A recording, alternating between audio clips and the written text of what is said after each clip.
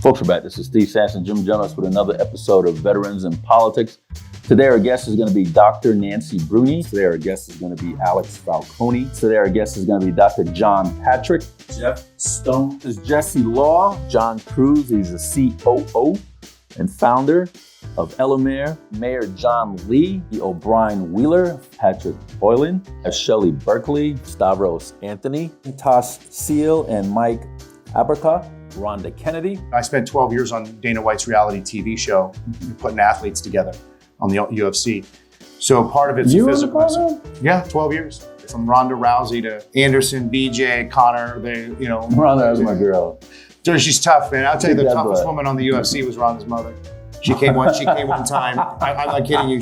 They were actually saying they were talking like Marxists and socialists. I mean, it was really nuts. So, has any of those meetings you ever sat down and listened to somebody just really reamed into you, but you can't really comment, but you really want to go down there and pistol whip the crap out of them? Funny you say that. Life or death. That's exactly how I look at politics. Yeah, especially now. Life or death. Especially now. Because you put an asshole into office, that's what you're going to get, death. If you put somebody in office that's brilliant, humble, compassionate, empathetic, you're going to get life.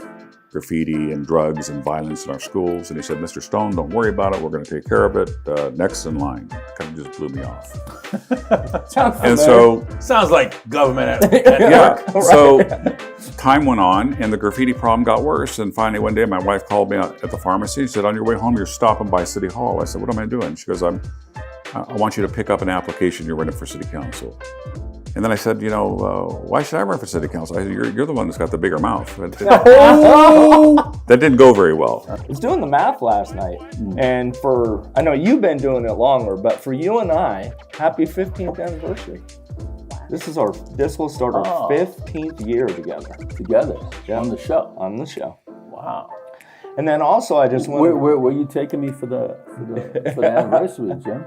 They're veterans that hunt down missing teens in the Las Vegas area. A friend of mine who was also in the teams came to me and asked if I wanted to join an organization called Saving America. There is an immigrant caravan that is headed for the southern border of the United States and headed through Mexico. And it came in through Guatemala. Now, the United States State Department is trying to negotiate with the Mexican government right now to get them to stop them from coming into the country of Mexico to begin with. And they crossed into the southern border of Mexico without being stopped. And the response from the Mexican government is, don't worry, they'll tire out and they'll die before they get to the United States border. My parents, who I thought were so old, they were 31 and 34 at the time. I was 12, my sister was 7. Dog, I can't remember. I gotta stop you right there. What do you say about people that said about your age today and you being involved in politics? What do you say to them about that?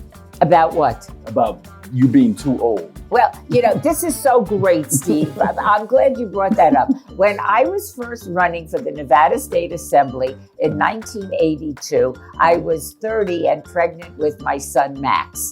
And I had Max at the end of May, and I won the election in November. Now, everybody was upset that I was running because I was too young and I needed to be home to take care of my child. You can't win. But there are people who have served and they've lost their lives.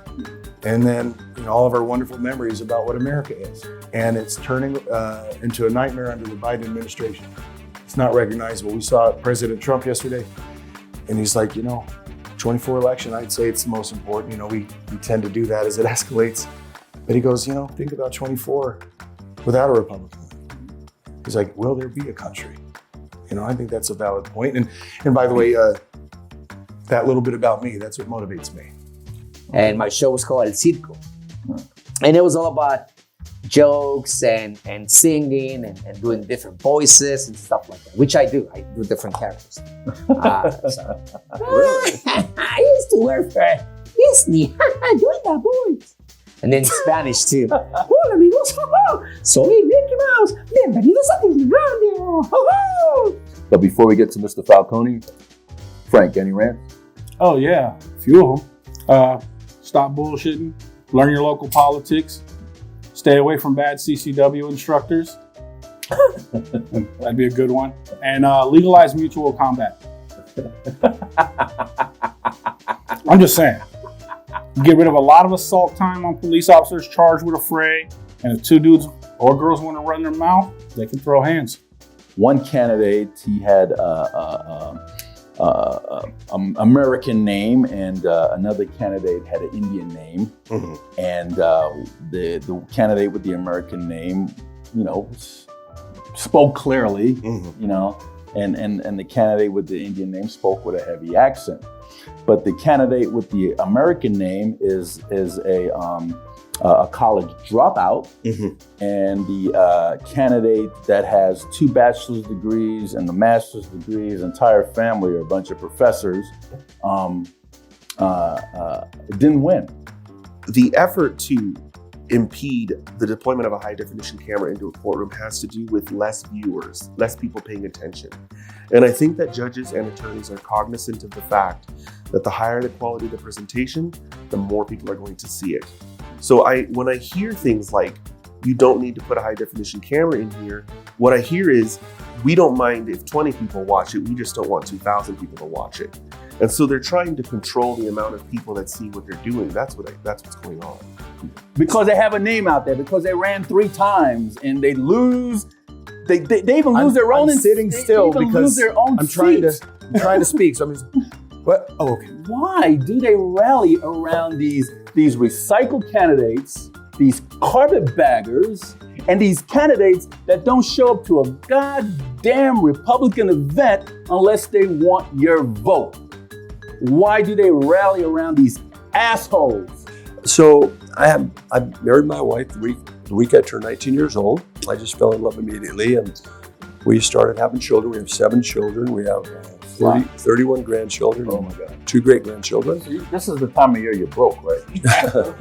It's the credit card time probably for a lot of people. Now that area is being built like crazy. Everywhere I go, I see cones, and I think cones should be the Nevada's national symbol. Because everywhere you go in this valley, you see cones. Well, a lot of people call cones the state flower. The state flower. Yeah, I like that. because there's cones Everywhere, even when they're not working. Right. Yeah. Think about that for a second. So all of a sudden, money is taken completely out of the equation. Whereas today, under our current processes, judges raise money. And don't you think it would be a better system, potentially, not to have judges raising money? What would you say if I told you that Joe Biden said there's going to be another epidemic? Besides the one he's created right now, a health one? No.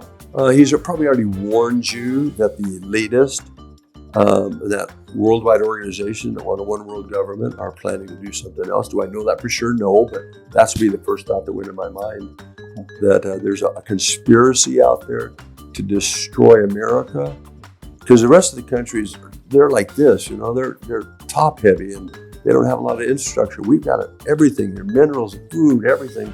They've got to destroy America before they can take over the world. And I really believe that there's a group of people that's what they want to do right now.